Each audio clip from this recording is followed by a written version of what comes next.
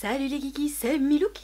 On se retrouve aujourd'hui pour une nouvelle vidéo car dans la vie, il y a des périodes de vide et des périodes de haut. Des vides et hauts. Ça y est, c'est la rentrée, fini les longues heures passées au soleil à se prélasser, fini les soirées en terrasse avec un bon cocktail à siroter, et pour beaucoup, fini aussi les parties de jambes en l'air, les câlins et les baisers, car nombreux sont les couples qui, durant cette période estivale, se seront brisés. Je ne sais pas vous, mais moi j'ai constaté une véritable hécatombe dans mes contacts avec de nombreuses copines qui se sont séparées. Cela m'a permis d'observer et d'analyser quelques-uns des comportements communs à la jante féminine lors d'une rupture. Indice, c'est pas vraiment joli à voir. Exemple, maestro. Allô maman,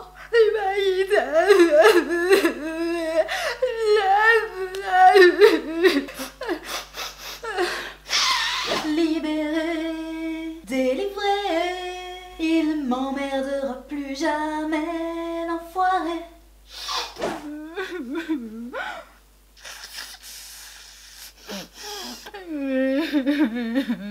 Moi je préfère rester toute seule. Et voilà maintenant à quoi va ressembler ma vie. Passer mes soirées devant Netflix en mangeant du marshmallow périmé. Mais qu'ai-je fait pour mériter ça? Je ne retrouverai jamais un copain. Je vais rester célibataire toute ma vie. Je ne vais jamais m'en sortir. Je vais devenir énorme à force de manger de la merde et jamais personne ne voudra de moi. Ouais, moi ça va, ça commence à aller mieux. J'ai bien réfléchi à ce que tu m'as dit et franchement t'avais raison, il me méritait trop pas. En plus, quand tu vois la gueule de la gonzesse avec laquelle il s'est remis, non mais s'il te plaît quoi. On dirait une espèce de consanguine, ça montre bien le niveau du mec. De toute façon, je suis sûre que demain je peux trouver 10 000 fois mieux. Apéro ce soir? La seule personne sur cette planète qui m'ait jamais compris, c'est toi. T'as toujours été là pour m'écouter, sans me juger. T'es toujours resté fidèle à moi, quoi qu'il arrive. Je pense qu'en fait c'est toi que je devrais épouser. Oh, viens là. Oh oui, viens là, viens faire un câlin à maman, viens faire un câlin à maman. Oh, ne te débat pas, non, ne me flippe pas toi aussi. Allez les filles, on trinque, et vive le célibat. Wouh!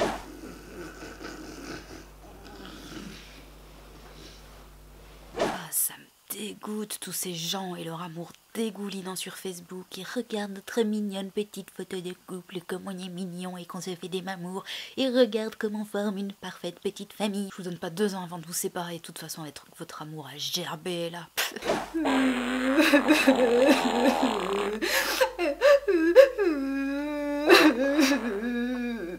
Alors, voyons voir qui dans mes contacts je pourrais essayer de draguer. Trop vieux, trop jeune, trop jaune. Eric, il est beau gosse, mais il est allergique au soleil, chiant. Jason, quand on y réfléchit, c'est quand même un nom de merde ça, Jason. Jason.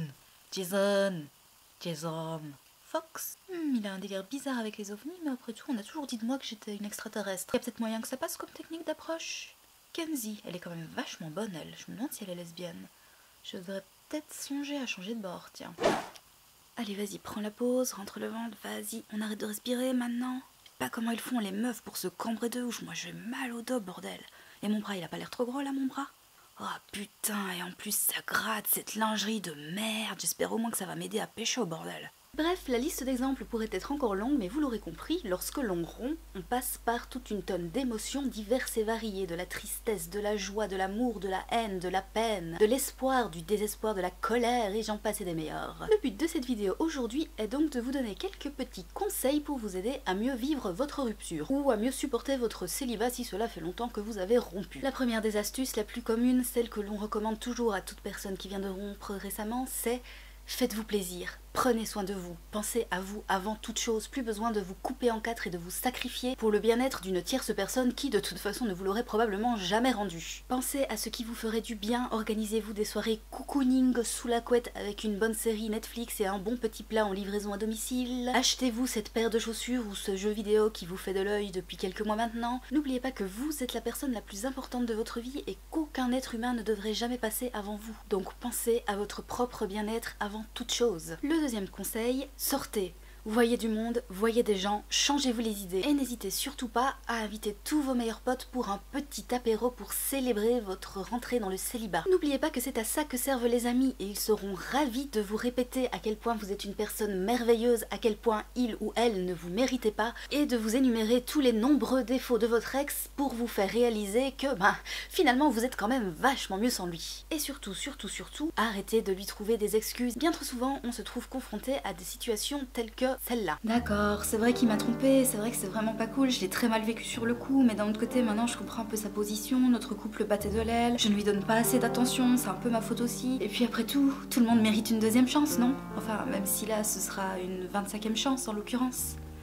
Ou encore celle-là. Bon ok, ça va, j'ai jamais dit que c'était une lumière, c'est vrai qu'il a des opinions politiques un petit peu douteuses et des propos parfois à la limite du racisme, de la xénophobie ou de l'homophobie. Et c'est vrai aussi que j'étais un petit peu choquée quand il s'est ramené avec une énorme croix gammée tatouée sur la poitrine. Mais je suis sûre que je peux le changer après tout, on rigole bien tous les deux et en travaillant un petit peu au front, je suis sûre que petit à petit je vais parvenir à le convaincre que le nazisme c'est quand même pas si cool que ça. Ou même celle-là. Oui, je sais, vous voyez pas souvent mon copain et vous me voyez plus très souvent non plus d'ailleurs depuis qu'on est ensemble. Je sais que je peux sembler avoir énormément changé et je sais que parfois il est un petit peu rude avec moi malgré tous mes efforts pour tenter de devenir celle qu'il aimerait que je sois. Mais il faut le comprendre, c'est quelqu'un de bien, c'est juste qu'il est extrêmement mal dans sa peau et si ça peut lui permettre d'aller mieux et si ça peut lui faire du bien, moi je suis prête à tout subir et à tout accepter pour son bien-être. D'autant qu'il a raison, je ne trouverai jamais mieux que lui et j'ai déjà beaucoup de chance que quelqu'un accepte d'être en couple avec moi. Ou par exemple celle-là. Je sais qu'il aurait pas dû me frapper, mais bon, faut un petit peu se mettre à sa place. Il se bat contre son addiction en ce moment, c'est pas facile pour lui. C'est vrai que parfois je dépasse un petit peu les bornes et puis s'il me frappe, c'est que de l'amour au final. Il y peut rien, il déborde d'amour à mon égard et du coup, la moindre petite chose qui le contrarie, il le prend mal et ça me retombe dessus. Et je sais qu'au fond de lui, il m'aime profondément et que ses coups ne sont que le reflet de son amour qu'il ne parvient pas à contenir. Et puis de toute façon, on a eu une bonne discussion et il m'a promis que c'était la dernière fois et qu'il me frapperait plus jamais. Vous trouvez ça complètement absurde? Pourtant c'est malheureusement la réalité de bien nombreuses femmes ou même encore hommes qui sont pris dans un couple qui ne leur convient pas. On trouve des excuses à l'autre, il y a toujours une bonne raison qui explique son comportement. Non, non et non. Rentrez-vous bien dans le crâne que dans une relation de couple, on est censé évoluer à deux et se tirer vers le haut, pas se tirer vers le bas et essayer de se détruire l'un l'autre. La violence, la tromperie, le mensonge, le mépris, la manipulation, la destruction psychologique, ce sont tous des comportements qui ne devraient jamais, jamais, jamais, jamais avoir leur place en couple. Alors bien sûr, la vie n'est pas toute rose, des problèmes on en rencontre, des disputes aussi, mais gardez à l'esprit que si votre couple est sain, la discussion restera toujours la meilleure des solutions et les problèmes on les affronte ensemble, à deux, et non pas l'un contre l'autre. Dernier conseil, mais pas des moindres, mesdemoiselles, j'ai l'honneur de vous présenter votre nouveau compagnon de vie, le Magic Wand. Magic Wand, ou baguette magique en français, est un objet massant. Il est très agréable pour les massages du dos, pour les massages du cou, pour les massages des côtes, pour les massages de ce que vous voulez. Je précise que vu sa taille, ce n'est pas un objet qui s'introduit, ou alors vous avez un vagin vachement large, mais moi je peux vous assurer que ça chez moi, ça ne passe pas. Désolé papa maman pour les détails si vous regardez cette vidéo. En revanche, si vous le placez sur votre petit bouton magique, vous savez celui que les hommes ont bien souvent du mal à trouver et à comprendre comment il fonctionne, je peux vous assurer que cela fait des merveilles. Vous allez vite vous rendre compte que vous n'avez pas besoin d'un homme et que vous pouvez largement vous autosuffire et vous faire vous-même jouir.